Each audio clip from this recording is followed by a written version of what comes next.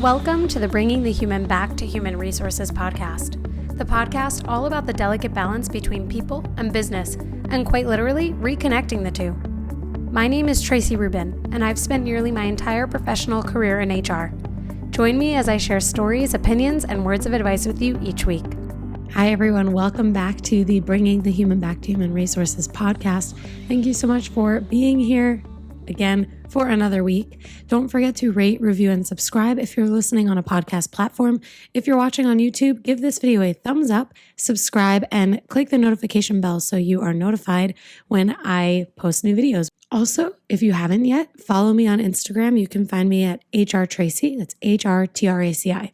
I'd love to connect with you, especially after this episode. I'm sure I'll have a lot of questions and maybe even just some healthy discussion.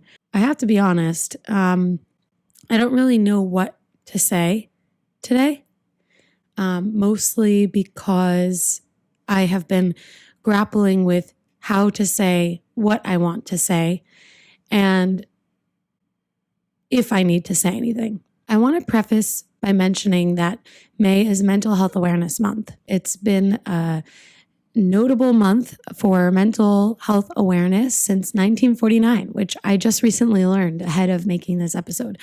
And I thought about posting or publishing the episode that I had recorded for this week that was really focused on giving you resources and talking through mental health as part of the episode. But there's something going on in my personal life that I wanted to share that is having a greater impact on me than I probably even realized going into this episode. Mental health is deeply personal. Every single person has a story about how they've been impacted by something, how they cope with things. I've shared with all of you very openly that I see a therapist, and I think everyone should see a therapist, and that has been a big part of self-care for me since I started this podcast. Actually, I was super focused on making sure I was putting, my money where my mouth is, and it's been great. And I don't know that I would be able to sit here in front of this camera, in front of this microphone today, as I am, if it weren't for my therapist, to be honest.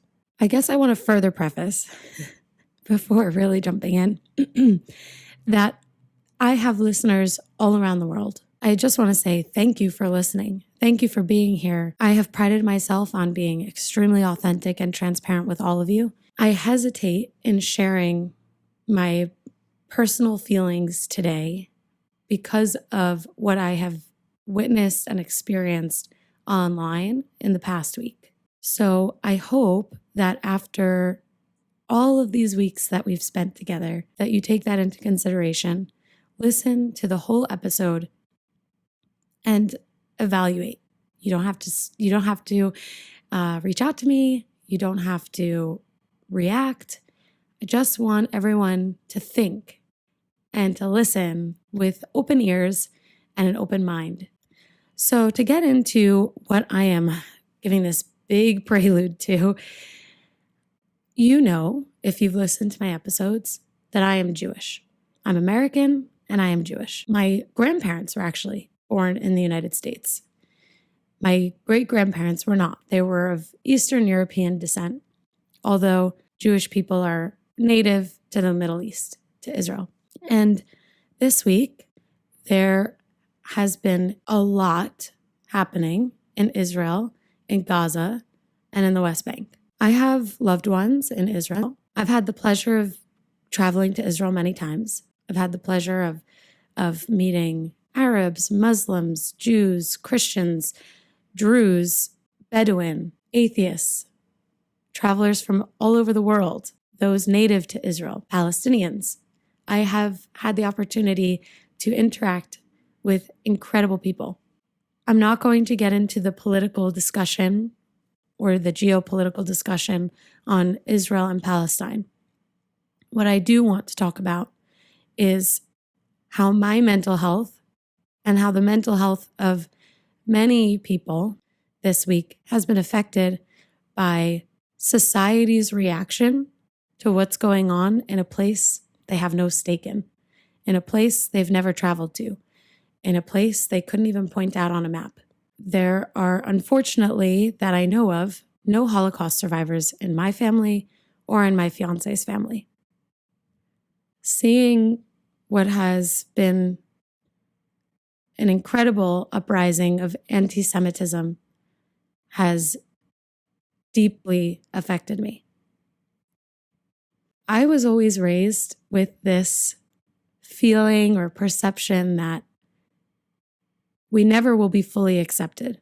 Because we're Jewish, we can blend in because we're Eastern European Jews, we can blend in.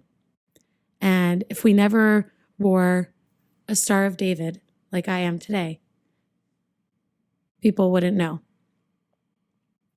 But I was also told that we're never supposed to hide who we are and that we should always be proud of who we are. And so I made up my mind today, literally 5 minutes before recording, that I was going to remain proud of who I am. Because for the last week, I've been very worried about being who I am on my platform, on my Instagram. Because I've always lived with this understanding that there are people who will not see me for who I am, but will see me for the religion and the ethnicity that I represent. Because Judaism is not just a religion. You can be from any country in the world and be Jewish, any ethnicity and be Jewish.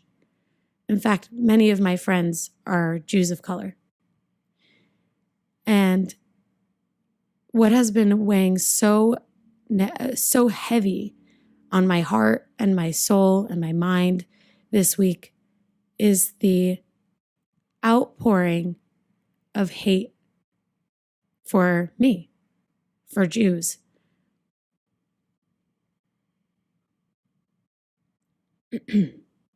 American politicians that I supported calling Jews colonizers and ethnic cleansers and white supremacists. That hurts. That hurts. I don't want to get into a discussion of who is right and who is wrong. But what I can tell you is that we all want peace. We all want peace. And I have come to this podcast sharing so many resources for DE&I and for standing up for social justice. And I always will. And yet, it's silent for me. I feel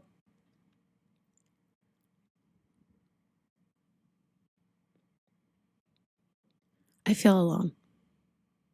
I know I'm not alone, but I feel alone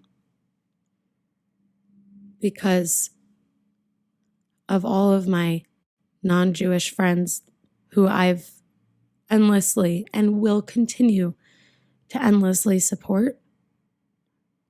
It's been silent. There are calls for Jews to die. There are calls for dreaming and wishing of another Hitler.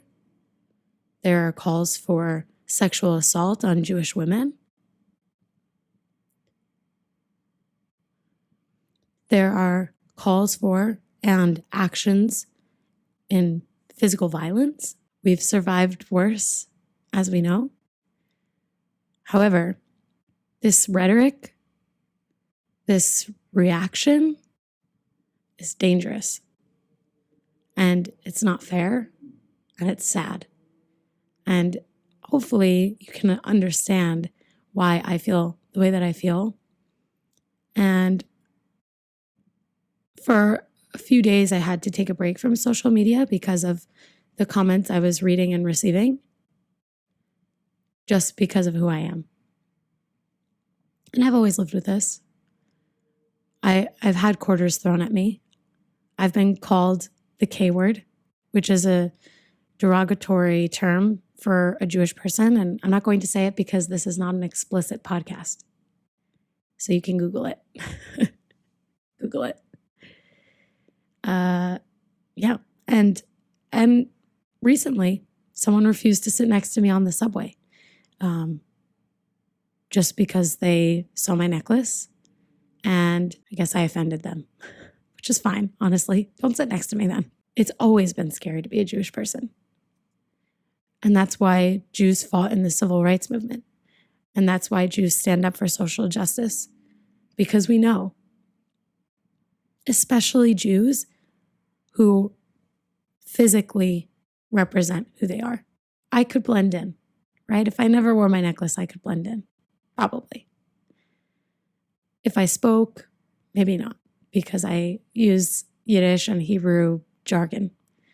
But certainly I could blend in. But it would be a shame to think that I'm privileged enough not to know what hate and violence look like. My plea to you all, if you've made it this far in the episode, is to think about what you're reading, what you're listening to, what you're resharing, what you're reposting,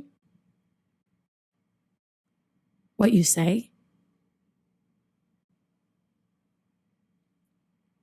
Because the first thing is, if you have no stake in this game, you don't understand. The second thing is that our society, Western society especially, I should really preface that, especially since I recognize I have listeners in the East. But Western society has developed a culture of cancellations, being woke, right? Standing up for other people, which I think is great. But having a voice and putting it out there and speaking your mind, whatever woke means. I don't even know what it's defined as, but that's how I see it. And I don't think it's a bad thing. However, what is bad is when people who have absolutely no factual information, no clue what's going on, and they reshare and they post and they contribute to misinformation and dangerous information. And I have always said, always on this podcast, you should listen to others. While I'm an expert in HR, people have other opinions. Do your research. I always include the research that I've done, and that's because I want to be a factual and accurate resource. And even though I am, it doesn't mean that you don't do your own research, that you don't understand on your own what fact versus fiction is, or what the law stands for in your state or your country. It's your obligation to be a knowledgeable human being. And it's so unfortunate that millions, I'm not exaggerating, millions of people are resharing, reposting, and talking about a topic that they have no knowledge of, that they have no stake in, and are sharing things that are dangerous for people like me. So as someone who has and will always be an ally and supporter of social justice movements, of equal rights, of diversity, equity, and inclusion, of everything, I really try, as not only an HR person, but as a human being, as part of this global community, to always give people the opportunity to be supported and to have an ally in me. And yet, here I am, standing alone. It's wild. The silence, when they say silence is deafening, oh my God, it's really deafening. And what's worse is that the silence is deafening, and then the riots calling for our death is even worse. This is not a political discussion. This is almost a beg for you to be a more productive member of society and either don't say anything because you don't have the information and you're not an expert and you don't have the firsthand experience, or you become an expert. You do your research.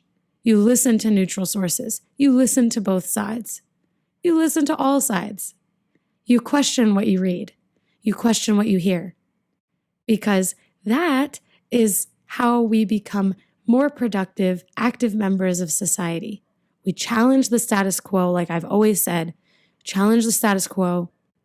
Appreciate others for their differences and their similarities. And we allow people to be themselves. So now, I bring this up on this episode because I worry that I won't be accepted in the areas of life where I've always felt accepted, like work. I worry about that. I worry about not being accepted here. I'm putting this on YouTube. I'm putting this on a podcast platform. And I don't want anyone's sympathy, and I don't want any pity either. But what I do need, what this world needs is for people to really understand the gravity of their words and to think twice before they form an opinion. I mean, think about like your jobs, right? Maybe you're an HR person. Maybe you're in business. Maybe you're not in HR. Maybe you're a teacher or a vet. I don't know. But if you're forming an opinion before even getting the facts straight, is that a good way to go about life? Probably not. So I have to just be myself, put this out there. I hope that I have the strength to do it when I'm editing this episode. And if you've made it this far, I thank you truly from the bottom of my heart for being open-minded and just listening and hearing me out. I'm not telling you what to believe or how to feel, but I am asking that you understand me and appreciate the things that I've experienced my whole life, but especially this week, because it's a scary world right now. It's always been a scary world. Every holiday that we celebrate is about surviving persecution. And so we'll continue to do it. But it's hard for me to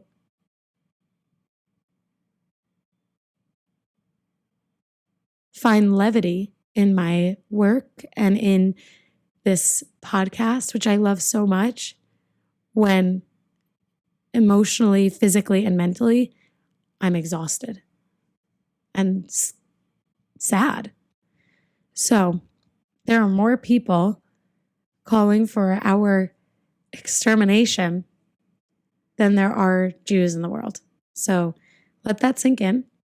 There's no way to make that lighter. It is what it is. If you do decide to remain here with me and continue to listen to this podcast, next week you can expect that my guest will be sharing all of her expertise in wellness and mental health in the workplace. And it's the 30th episode next week, so I'm excited to celebrate that achievement as well. As always, you can rate, review, and subscribe if you're listening on a podcast platform, and you can give this video a thumbs up and subscribe on YouTube. I wish you all a very wonderful week. Thank you so much for listening and for hearing me today. I hope that any part of this episode has resonated with you.